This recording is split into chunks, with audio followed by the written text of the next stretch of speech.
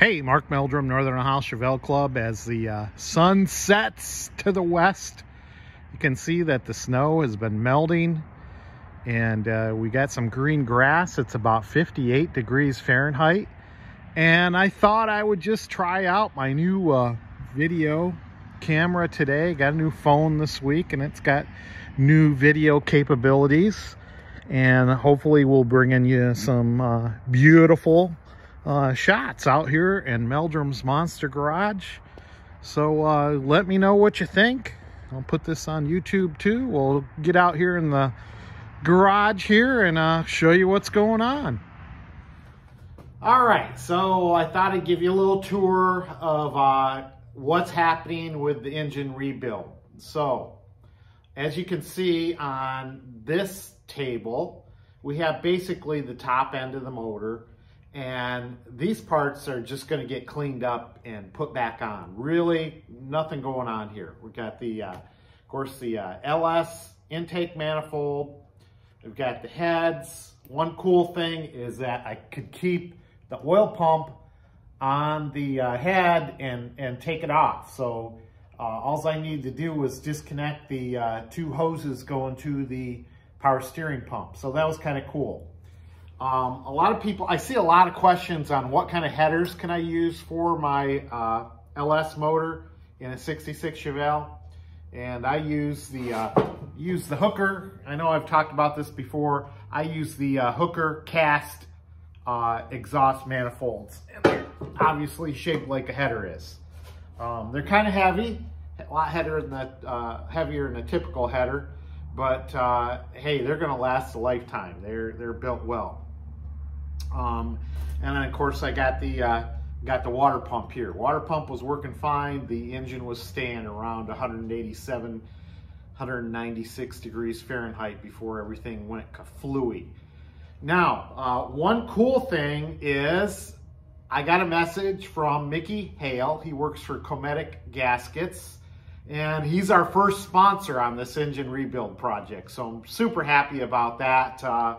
I've known Mickey and his dad for a long time, and I'm super excited that they're going to supply all the gaskets I need for the front part of the motor, the back part of the motor. We've got head gaskets for the 6.2 liter engine.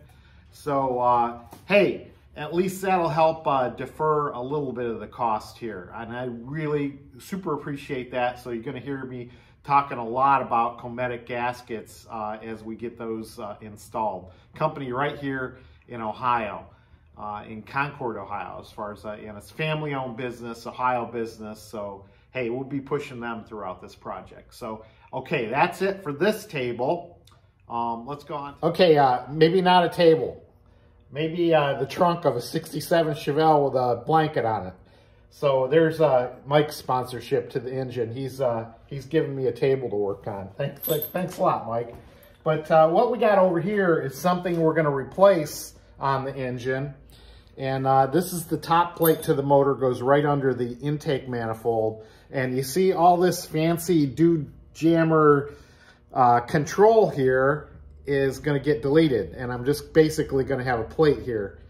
And this is what's called displacement on demand. So you got a couple electrical connectors here that controls all the oil pressure that goes to the lifters. Okay, just to explain these lifters a little bit. Okay, this is a displacement on demand lifter.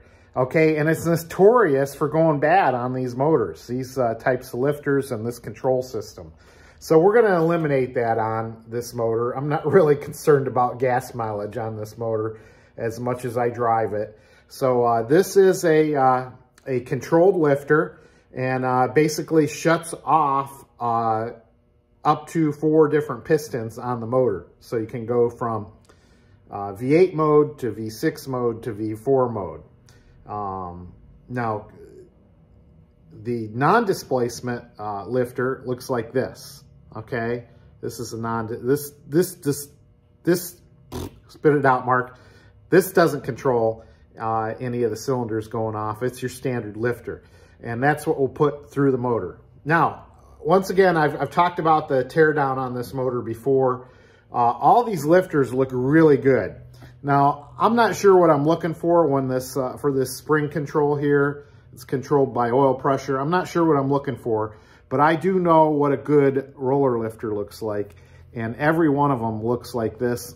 And like I said, the camshaft looks real good on all the lobes there. But we're going to need to replace the camshaft because this type of lifter and this type of lifter work on different lobes there, and they have a different design. So to get up to the approximately 400 horsepower to 430 horsepower we're talking about for this particular motor, if we change out these to all of these, we need to change the camshaft, and we also need to kind of upgrade the camshaft a little bit to just keep up with the horsepower that it came with.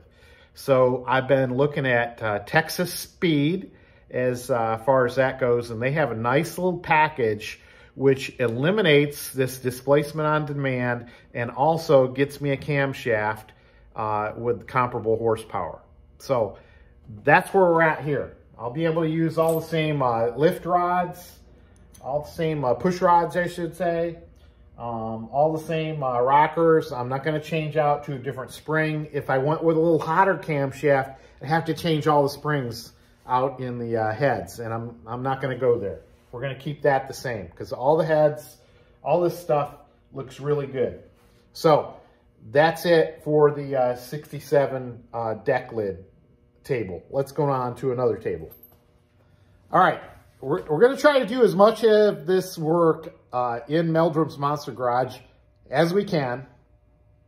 So one good thing is, like I said, all the particles from the bearings that failed in the motor have been very fine. I haven't seen any chunky parts that got thrown through the motor. So all the pistons I've got laid out in order on the table. They all look really nice. The side just shows some normal wear, okay? And everything looks really good as far as each piston goes. Not gonna have to do anything there, okay? The pickup tube, of course, now that I did see a few things in the pickup tube. So I got that all cleaned out. And I'll also, as we continue to talk about the failure of this motor, Mike was over yesterday, and we were looking at about how the oil pump and the pickup tube goes together. Now, let me push this together real quick. See if I can. Ooh. Okay. Now, if you look real close there, this side's pretty flat, but this side looks like something was pushing it up. It's actually bent here. So even though it feels like there's a good seal, you saw how hard it was for me to push that on there. There may have been some type of O-ring failure, and maybe this oil pump was sucking some air instead of oil. So that may have been an issue there. You know, it's easy for me to put together here, but when the motor's all together and you just have the oil pan off, it's kind of hard to see how everything goes together. So anyway, we'll be getting a new oil pump, got that laid out, and then we'll get this pickup tube really cleaned out, and obviously we'll put a new O-ring on there. So that's that. When I took off the timing chain set, it was nice and tight, and there's very little wear on this timing chain. And this dew jammer here is called variable valve timing, VVT. And I'm going to leave that in the motor. And let's take a moment to talk about the computer programming real quick. When I sent the computer out for reprogramming, I had them delete the DOD, the displacement on demand. So even though it was still installed in the engine, nothing was operational on it as far as the computer telling it what to do. We ran on all 8 cylinders all the time. The variable valve timing is still in play, okay? And since the computer's programmed for that, we're gonna keep that all part of the package. So, got that going on. As we kind of go down the table here, I've cleaned out the tray here, and I've cleaned out the oil pan. Got all the sludge out of that, not sludge, but all the fine particles out of that. And as we continue on here, I've got all the bolts laid out. Now, a lot of these bolts here, just to let you know, they're one-time use bolts. And I haven't decided what I'm going to go with yet. ARP makes bolts that you can reuse, but the GM bolts are basically torque to yield.